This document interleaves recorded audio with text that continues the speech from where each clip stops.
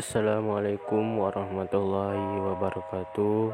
Nama Berian Devanoma Pilindo, kelas 11 IPK 1. Tugas sejarah kebudayaan Islam tentang ibrah kepemimpinan Sulaiman Al-Qunani dan latar berdirinya dinasti Mughal.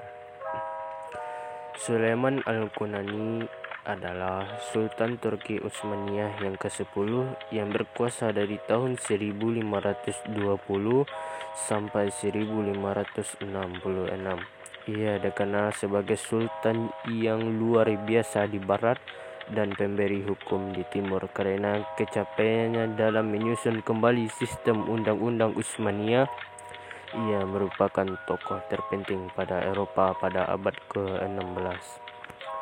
Pada masa kepemimpinan Sulaiman Al-Qunani, kejayaan Kesultanan Turki Utsmani mencapai puncak kejayaannya. Ia berhasil memperluas wilayah kekuasaan Turki Utsmani ke beberapa daerah strategis di benua Eropa dan Afrika. Kesultanan Turki Utsmaniyah oleh Sultan Sulaiman Al-Qunani membawa banyak kemajuan bagi Turki Utsmani. Bahkan pencapaiannya melebihi apa yang sudah diraih oleh para sultan dahulunya.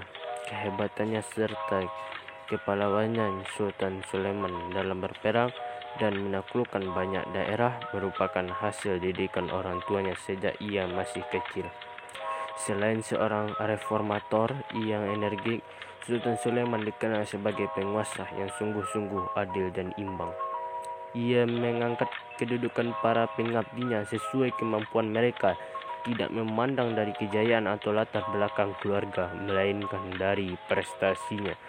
Masa pemerintahan Sultan Sulaiman Al-Qunani merupakan representasi puncak kejayaan politik Khalifah Turki Utsmani. Ibrah kepemimpinan Sulaiman Al-Qunani: yang pertama, bersungguh-sungguh dalam meraih cita-cita. Yang kedua, bekerja sama dan saling menolong. Yang ketiga, berani berjuang demi nusa bangsa dan negara. Yang keempat, selalu mengutamakan kepentingan agama.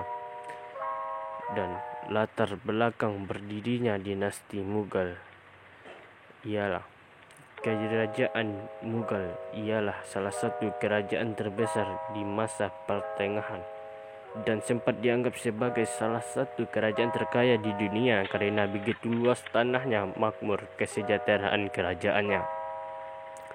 Ia mengadakan ekspansi ke India tahun 1398 Masehi.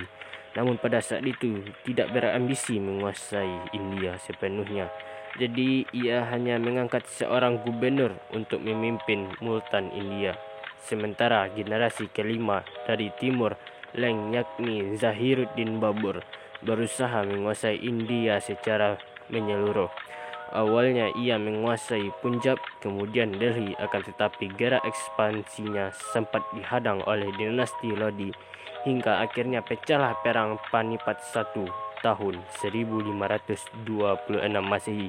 Lodi pun meninggal dan Babur berhasil menguasai sebagian besar India. Babur berkuasa hingga tahun 1530 Masehi. Kemudian Ali digantikan oleh putranya Nasiruddin Humayun yang berkuasa pada tahun 1530 sampai 1540 dan 1555 dan 1500